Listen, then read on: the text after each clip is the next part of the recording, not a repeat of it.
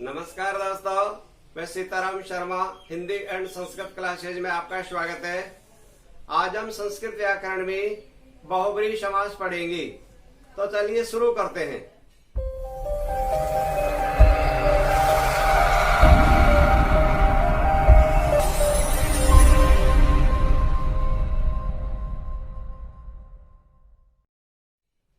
समास का नाम है बहुब्रीहि समास। यस्मिन् अन्य तृतीय पद प्रधाने भवति तत्र बहुब्रीहि समास कथ्यति।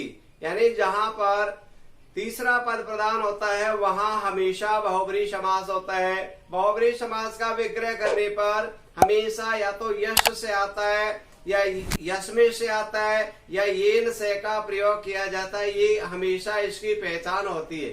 तो यहाँ पर आप लोगों को जो समास बहुब्रीहि समास होता है उसके चार भेद होते हैं। सबसे पहला वाला जो भेद होता है वो होता है व्यधिकरण बहुब्रीहि। व्यधिकरण बहुब्रीहि समास वहां पर होता है जिसमें दोनों पदों में अलग अलग विभक्तियां होती है, वहां हमेशा व्यधिकरण बहुब्रीहि समास होता है। जैसे यहाँ पर उदाहरण है वज्रपाणि। वज्र पाणो यश से वज्र में अलग विभक्ति है और पाणों में अलग विभक्ति है, यानी जिसमें दोनों पदों में अलग अलग विभक्ति होते हैं वो हमेशा व्यधिकरण बहुब्रीहि समास होता है। कंपटीशन एग्जाम में अगर बहुब्रीहि समास की भेद नहीं पूछी गई तब तो कोई दिक्कत नहीं, चारों जो भेद है उन सभी में ही बहुब्रीहि समास है। परंतु अगर बहुब्रीहि समास में भी भेद पूछ लिया जाता है तो इसकी पहचान होती है। पहला वाला होता है व्यधिकरण, इसमें दोनों पदों में अलग अलग विभक्ति होती है। जैसे आ जाता है चंद्रमौली, तो चंद्र मौल्या यश से विग्रह करने पर हमेशा यश से का प्रयोग किया जाता है। यश से का प्रयोग किया जाता है। यश से कहीं पर भी आपको दिखाई देता है विग्रह में तो नामकरण पूछ लिया जाता है तो बहुब्रीहि समास रख दो। और अगर मान लीजिए ये उदाहरण दे दिया वज्रपाणि, यानी वज्र है जिसके हाथ में यानी भगवान शिव जी है, और चंद्रमौली चंद्रमा को मत्स्य पर धारण करने वाला वो भी शिव जी है। तीसरा अन्न पद प्रधान होता है। धर्मनिष्ठि, धर्मे निष्ठा यश से दोनों में अलग अलग विभक्ति है, यानी धर्म को निभाने वाला यानी युधिष्ठिर है। एक तीसरा अन्न पद प्रधान होता है जिसके समान संसार में और कोई दूसरा नहीं होता, वहां हमेशा बहुब्रीहि समास होता है।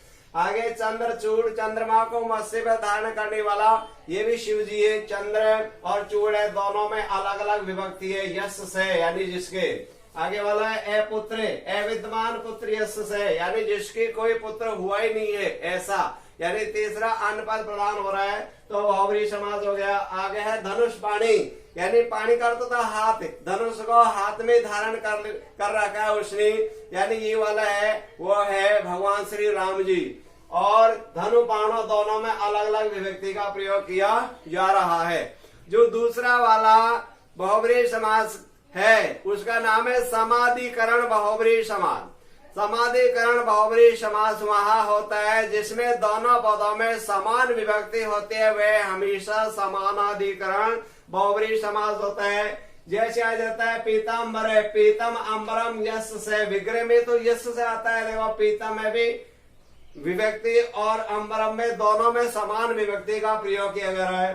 चतुरानन यानी चार मुख है जिसकी ये है ब्रह्मा जी।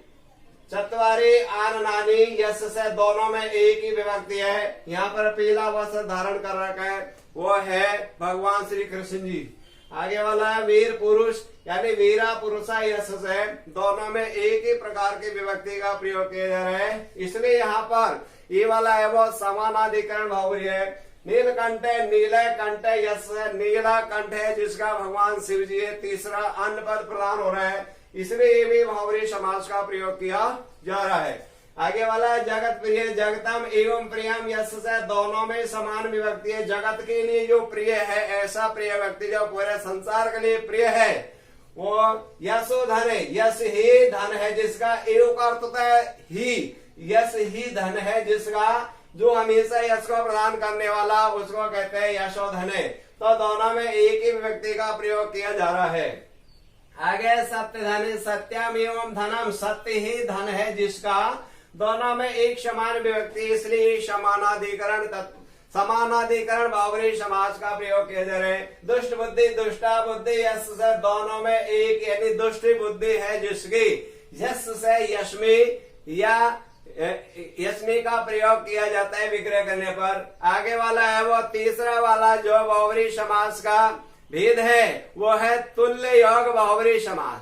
तुल्य योग बहुब्री समास वह होता है इसमें हमेशा से यानी सात शब्द का प्रयोग किया जाता है। मूल शब्द होता है उससे पहले से जरूर आएगा। जैसे आ जाता है से राधिके यानी राधिका से इति राधा जिसके साथ में है वो कौन है? भगवान श्री कृष्ण जी, क्योंकि कृष्ण जी के साथ हमेशा राधा जी है। जैसे आगा सीत यानी सीता जी जिसके साथ में है तो से आ गया, इधर भी से आ गया। तो यहाँ पर तुल्य योग बहुब्री समास होगा। सीता जी जिसके साथ में है वो है भगवान श्री रामचंद्र जी। यहाँ से पुत्री पुत्रीन सहित है यानी पुत्र साथ में जिसकी, ये कोई भी हो सकता है और ये वैसे दशरथ जी है। और आगे आगे से पत्नी पत्नी जिसके साथ में है वो होता है पत्नी से इति यानी पत्नी साथ में विराजमान है जिसके भगवान श्री कृष्ण जी भी है। और अनेक है तो ये एक तुल्य का प्रयोग किया गया है तो से का प्रयोग हो गया। आगे आगे से परिवार है, परिवारिन से परिवार के साथ हमेशा निवास करता है वो है से परिवार। हमेशा भगवान यानी गणेश जी को माना गया। क्यों गणेश जी को से परिवार इसलिए माना गया है जहाँ पर भी पाठ पूजा होती है तो जो स्वस्ति वाचन का प्रयोग किया जाता है उसमें पूरा का पूरा परिवार आ जाता है। पूरा का परिवार ऐसे आ जाता है जैसे अपन ने ये लगा दिया तो ये वाला तो हो गया शिव जी और ये हो गया गणेश जी। ये जो दो बिंदी होती है वो होती है रिद्धि और सिद्धि और ये जो दो बिंदी होती है वो होता है शुभ और लाभ। इसलिए पूरा का पूरा परिवार साथ में होता है। कहीं पाठ पूजा होती है तो इस चिन्ह का प्रयोग किया जाता है इसलिए इसको से परिवार बोलते हैं। आगे वाला उदाहरण है से कुटुंबकम यानी कुटुंबिन से जो पूरे परिवार के साथ में निवास कर रहे हैं से का प्रयोग किया गया। तो जहाँ पर से शब्द आ जाता है और बहुब्री समास में भेद पूछ ले जाते हैं वह हमेशा तुल्य योग बहुब्री समास होता है। आगे चौथा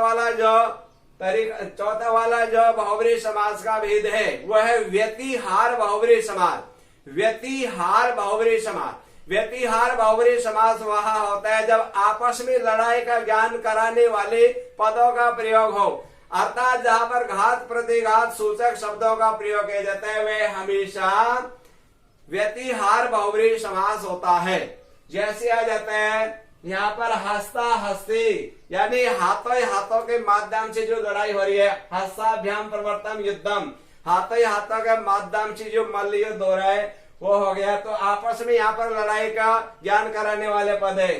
केसा केसी आपस में एक दूसरे के बालों को पकड़ के और खेच रही तो केसेसु गृहीत्वा प्रवर्तन युद्धम यानी बालों को पकड़ करके ग्रहण करके और आपस में युद्ध कर रहे हैं वहाँ हमेशा व्यतिहार बहुब्री समास होता है।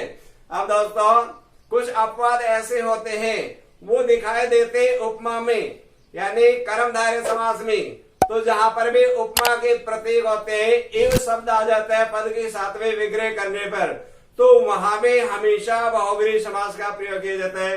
पहचान इतनी होती है अगर मान लीजिए कर्मधारय का होता है तो वहां पर चासो एवे असो इस शब्द का प्रयोग किया जाता है। लेकिन अगर यस से लिख दिया जाता है तो वहां हमेशा बहुब्री समास होता है। जैसे आ गया मृग नैनी यानी कर्मधारय होना चाहिए लेकिन मृग रूपी नेत्र है जिसके यस्या से तो इसलिए यहाँ पर ये वाला जो उपमा वाला जो प्रतीक हो जाता है और जहाँ पर इव शब्द आ जाए लेकिन उसके बाद में यस्या से लिखा हुआ होता है तो वो भी हमेशा बहुब्री समास होता है। जैसे चंद्रमुखी चंद्रमा के समान मुख वाला आने के कारण हो गया तो चंद्र एव मुख है यस्य से तो यस्य से आने की वजह से ये भी हमेशा बहुब्री समास होता है।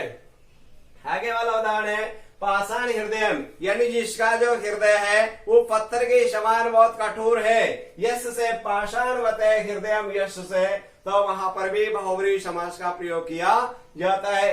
यानी आगे है सुगंधी यानी जिसमें बहुत अच्छी सुगंध है ऐसे तो हो गया शोभनम गंधो यश से जिसकी जो गंध है वह बहुत ही शोभित हो रही है वहां पर हमेशा बहुब्रीहि समास का प्रयोग किया जाता है। तो अगर हमें इन चीजों को जो भेदों के बारे में पूछ लिया जाता है तो भेद बता दीजिए, और भेदों के बारे में नहीं पूछा जाता है तो हमेशा वहां बहुब्रीहि समास लिख दीजिए।